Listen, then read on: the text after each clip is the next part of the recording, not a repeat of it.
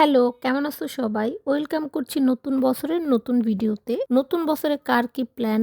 কেমন কাটছে নতুন বছর? আমার কাছে নতুন বছর বলতে শুধু ক্যালেন্ডারটাই নতুন, জীবনটা সেই আগের মতোই।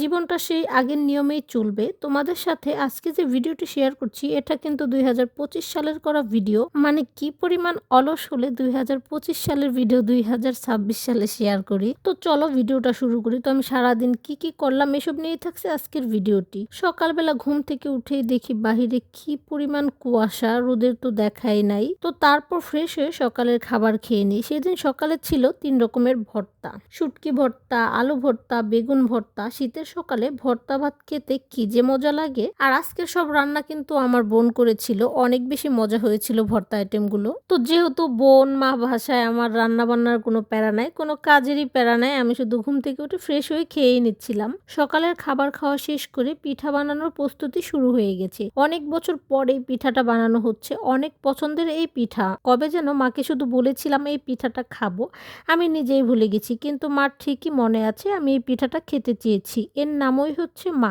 মায়েদের কোনো তুলনা হয় না। পৃথিবীর সকল বাবা মা হাজার বছর বেঁচে থাকুক, সবাই আমার বাবা মায়ের জন্য দোয়া করবেন। এনিওয়ে, আমি অনেক কথা বলতে বলতে কিন্তু পিঠা বানানোর জন্য সবকিছু রেডি করে নিয়েছে আমার মা আর বোন মিলে। এখন ৩ জন মিলে পিঠা বানানো শুরু করব।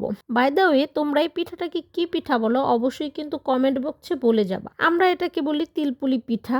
খেতে কি যে মজা। মা আছে যতদিন, আবদার আছে ততদিন। মাকে বলতে না বলতেই সবকিছু মুখের সামনে হাজির করে দেয়। সব আবদার শুধু মায়ের কাছে সাজে। মা রুটি বেলে দিচ্ছিল আর আমি আর আমার বোন মিলে পিঠা বানাচ্ছিলাম। এসব পিঠা বানানো অনেক বেশি ঝামেলার, বাট খেতে অনেক বেশি মজা। পিঠা দেখে আবার কেউ খারাপ কিছু বইল না, আমরা তেমন সুন্দর করে পিঠা বানাতে পারি না।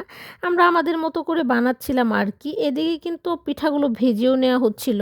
আমার বোন পিঠাগুলো সুন্দর করে ভেজে নিচ্ছিল। পিঠা একদিকে ভাজা হচ্ছিল আর আমি বসে বসে খাচ্ছিলাম। গরম গরম পিঠা খেতে কি যে মজা লাগছিল।